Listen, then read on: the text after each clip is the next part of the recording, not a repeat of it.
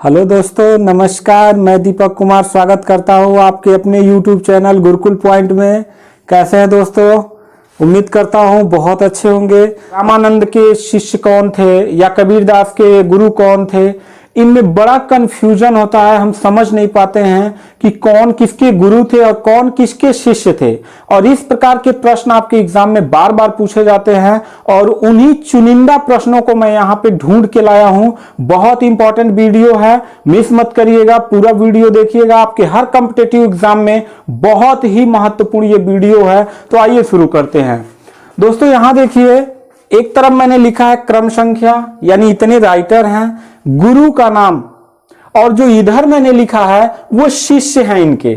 ठीक है, तो इस प्रकार से हम जानेंगे, कंफ्यूजन दूर हो जाएगा। यहां देखिए पहले नंबर पर मैंने दिया है आलार कलाम। ठीक है, तो इनके गुरु, इनके शिष्य कौन थे? गौतम बुद्ध। यहां प्रश्न दो तरीके से पूछ सकता है।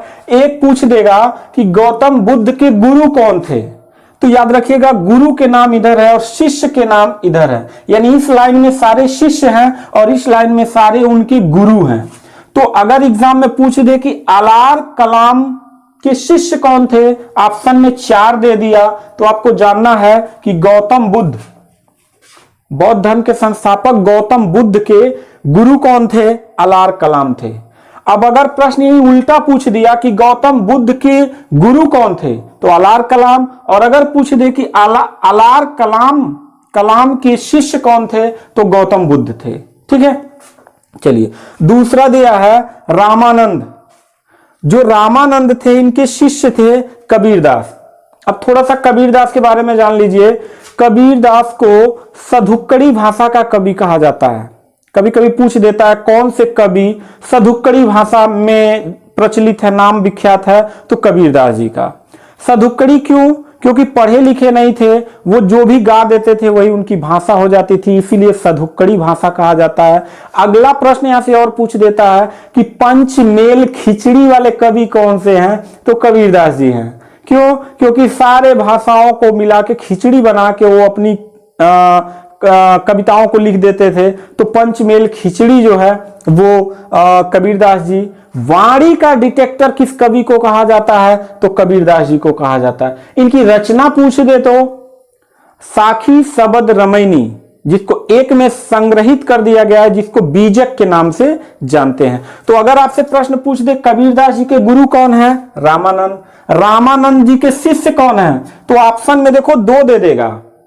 ऑप्शन में 2 दे दे कबीर और रैदास, और तीसरा ऑप्शन दे दे दोनों, तो दोनों सही है, क्योंकि रैदास जी के भी गुरु है रामानंद और कबीरदास जी के भी गुरु हैं रामानंद। तो कंफ्यूजन नहीं होना है, यही बार बार बच्चे कंफ्यूज हो जाते हैं और एग्जाम में गलत प्रश्न करके चले जाते हैं।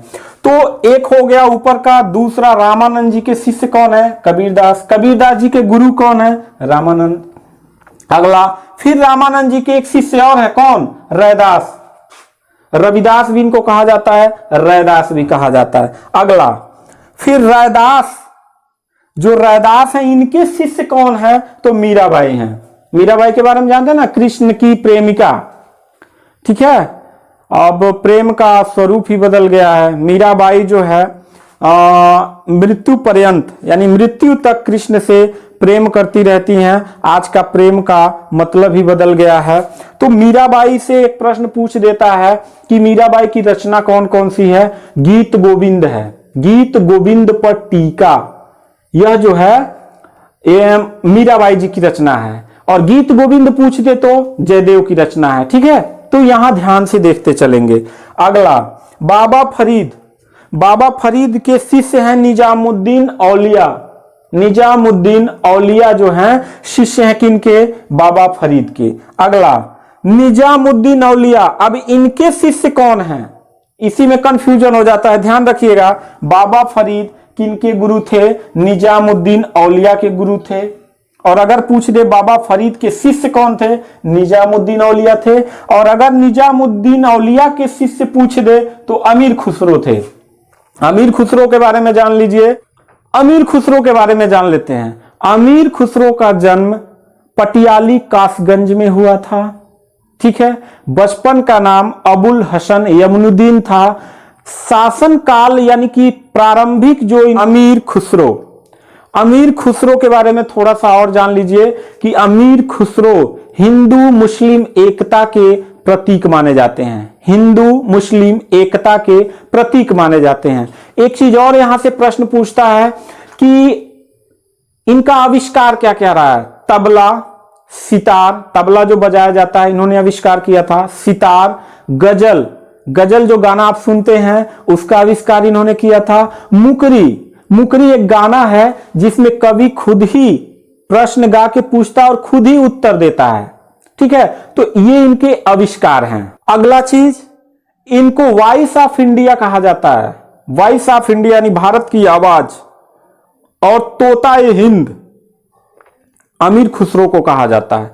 इनकी रचनाओं को पूछ दे तो रचनाओं में इनका आ जाएगा एक ट्रिक है। उस ट्रिक है पहले आ देख खली की हालत नाजुक है।